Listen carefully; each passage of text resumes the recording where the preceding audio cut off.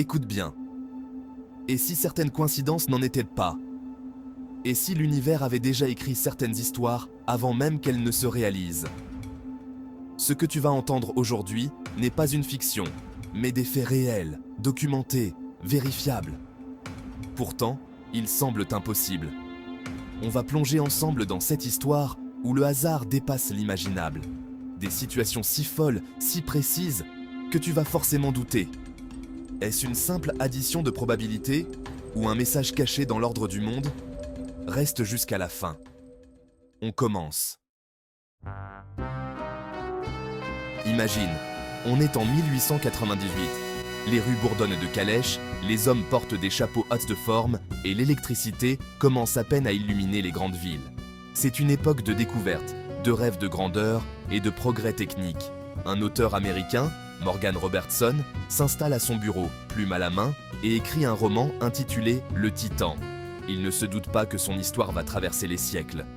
Dans ce livre, il raconte l'histoire d'un paquebot gigantesque, réputé insubmersible, qui traverse l'Atlantique Nord. Mais lors d'une nuit glaciale, le navire heurte un iceberg et sombre dans les eaux sombres et glacées. Le Titan manque cruellement de canaux de sauvetage. La catastrophe est inévitable. Des centaines de passagers périssent, pris au piège par la mer déchaînée. 14 ans plus tard, en 1912, un autre paquebot, le Titanic, prend la mer pour son voyage inaugural. Il est le plus grand, le plus luxueux, et lui aussi est considéré comme insubmersible. Comme dans le roman, le Titanic heurte un iceberg dans l'Atlantique Nord. Lui aussi manque de canaux de sauvetage, et le nombre de morts est presque identique à celui imaginé par Robertson. Le nom du bateau fictif, Titan, est celui du véritable, Titanic. Deux noms presque jumeaux, séparés seulement par quelques lettres. La taille, la vitesse, la description des salons, des moteurs, des ponts. Tout semble correspondre, comme si Robertson avait eu accès à des plans secrets. Pourtant, Robertson n'était ni marin, ni ingénieur naval. Il n'avait jamais mis les pieds sur un paquebot de cette envergure. Prémonition, génie visionnaire, ou simple intuition collective, inspirée par l'ère du temps et les progrès de la navigation. À sa sortie, ce livre passe totalement inaperçu. Mais après le naufrage du Titanic, il devient culte, recherché par tous, comme une prophétie oubliée. La presse s'enflamme. Un écrivain aurait-il vraiment prédit la catastrophe? Les journalistes enquêtent, les lecteurs s'interrogent. Certains avancent que Robertson s'est inspiré des navires de son époque. Mais personne n'explique ces coïncidences au millimètre près, ni la précision troublante de son récit. Et toi, tu crois au hasard?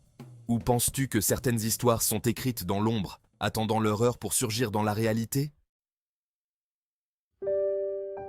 Voici l'histoire fascinante de deux frères jumeaux, séparés à la naissance, dont le destin va défier toute logique. Adoptés par deux familles différentes, ils grandissent sans jamais savoir que l'autre existe, chacun élevé dans un foyer aimant mais distinct. Pendant des décennies, aucun contact, aucune lettre, aucune photo ne les relie. Les années passent, les souvenirs d'enfance s'accumulent, mais jamais leurs chemins ne se croisent. Pourtant, ils vivent dans la même région des États-Unis, fréquentent parfois les mêmes lieux, sans jamais se rencontrer, comme si une force invisible les tenait à distance. Jusqu'au jour où, contre toute attente, le destin finit par les réunir lors d'une incroyable coïncidence. Le plus incroyable, ils portent tous les deux le même prénom, James. Un détail qui va bouleverser leur vie. Chacun a été baptisé James par ses parents adoptifs, sans jamais avoir eu connaissance de l'autre. Un choix identique fait par deux familles qui ne se sont jamais rencontrées. Ils grandissent séparément, mais, de façon troublante, leur vie suit des trajectoires identiques, comme si un fil invisible les reliait. Les deux James choisissent la même carrière et deviennent policiers, partageant la même passion pour la justice et l'ordre. Ils épousent tous les deux une femme prénommée Linda. Plus tard, leurs histoires d'amour connaissent le même sort. Ils divorcent et se remarient chacun avec une femme nommée Betty, comme si leur vie sentimentale était écrite à l'avance. Ils ont chacun un fils, qu'ils prénomment James Alan, perpétuant ainsi la tradition familiale sans le savoir. Même leur chien porte le même nom, Toy. Un détail anodin, mais qui ajoute à la liste des coïncidences incroyables. Ils conduisent la même marque et la même couleur de voiture, sans jamais s'être consultés. Ils partent même en vacances au même endroit, à la même période, séjournant parfois dans le même hôtel, sans jamais se croiser. Lorsqu'ils se retrouvent enfin adultes, Ils dressent ensemble la liste hallucinante de tous ces points communs, stupéfaits par tant de similitudes. Psychologues et statisticiens s'interrogent, analysent chaque détail, mais aucune explication rationnelle ne semble tenir. Génétique? Inconscient? Collectif? Simple hasard? Les hypothèses se multiplient, mais le mystère demeure entier. Même leurs proches, pourtant témoins de leur histoire, n'en reviennent pas et restent sans voix devant tant de coïncidences. Les médias s'emparent de l'histoire, fascinés par ce cas unique, tandis que les scientifiques cherchent une logique en vain. Les deux frères deviennent le symbole vivant du mystère de la destinée humaine. Simple coïncidence, ou bien preuve que certains chemins sont tracés avant même notre naissance? Leur histoire continue de fasciner et d'interroger le monde entier. Texas, fin du 19e siècle. Henry Ziegland rompt avec sa compagne. Désespérée, elle met fin à ses jours. Son frère, fou de douleur, jure de se venger. Il tire sur Ziegland, puis se suicide. Mais Ziegland survit. La balle s'est logée dans un arbre derrière lui. Les années passent. Un jour, Ziegland décide d'abattre l'arbre avec de la dynamite. L'explosion projette la balle directement dans la tête de Ziegland. La même balle qui lui était destinée finit par le tuer. Une vengeance posthume, orchestrée par le hasard ou par le destin? Les habitants du Texas y voient un avertissement du sort. Comment une balle peut-elle attendre des années pour accomplir sa mission? Certains parlent d'un accident, d'autres de la main du destin. Et toi, tu penses que Ziegland aurait pu échapper à son destin ou que tout était déjà écrit? Edgar Allan Poe écrit en 1838 un roman, Les aventures d'Arthur Gordon Pym. Des naufragés affamés tirent au sort qui sera mangé. Le perdant s'appelle Richard Parker. 46 ans plus tard, en 1884, un navire britannique, le Mignonnette, fait naufrage. Les survivants, perdus en mer, doivent sacrifier l'un d'eux. Le sort désigne Richard Parker. Même prénom, même scénario. La presse s'emballe, les lecteurs de Poe sont sous le choc. Comment Poe a-t-il pu inventer une histoire si précise qui se réalise presque un demi-siècle plus tard? Certains crient à la prémonition, d'autres à la simple malchance. Le procès du Mignonnette déchaîne les passions, l'affaire fait débat dans tout le pays. Encore aujourd'hui, cette histoire intrigue. Prophétie involontaire. Où l'univers aime-t-il brouiller la frontière entre fiction et réalité? Bermude, années 70. Deux frères, séparés d'un an, traversent la même rue à vélo, à un an d'intervalle. Chacun est renversé par le même taxi, conduit par le même chauffeur, avec le même passager à bord. Le premier frère est tué sur le coup. Un an plus tard, le deuxième frère, sur le même vélo, prend la même rue. Il est percuté au même endroit, par le même taxi, même conducteur, même passager. Les policiers, les journalistes, tout le monde reste sans voix. Les probabilités sont folles. La chance de reproduire exactement le même accident, avec les mêmes acteurs, est quasiment nulle. L'affaire fait le tour du monde, devient une légende urbaine, mais toutes les archives policières confirment les faits. Jeu du destin, ou preuve qu'une force inconnue orchestre nos vies.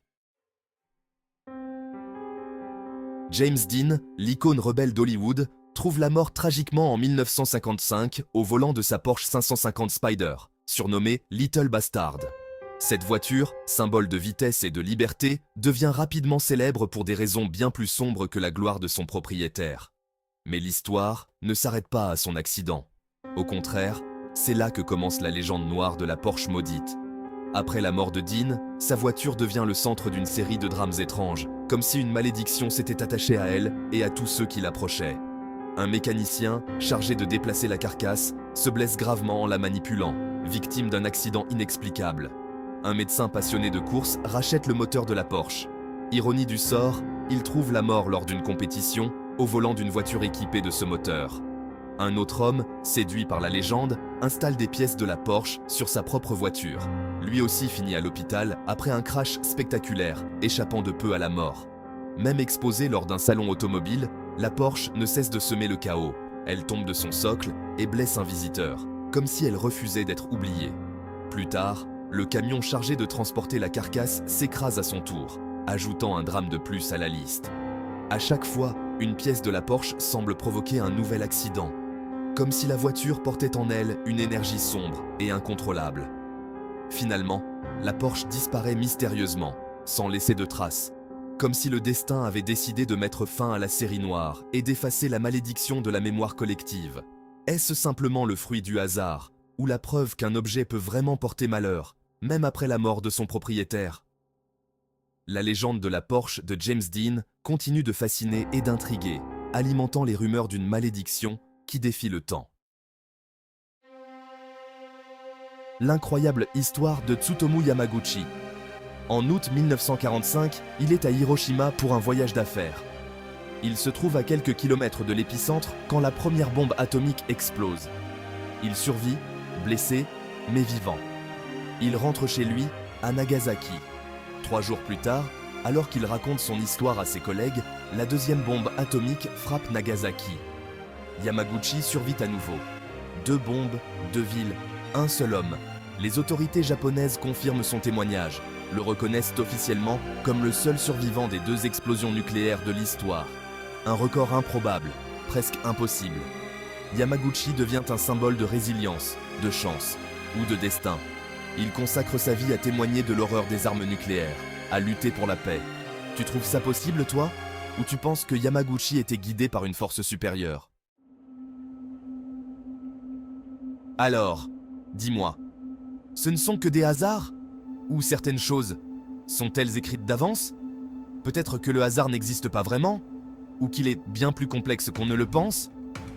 Écris en commentaire laquelle de ces coïncidences t'a le plus marqué. Like la vidéo si tu veux une deuxième partie. Abonne-toi pour plus d'histoires vraies, qui défient de la logique. À bientôt!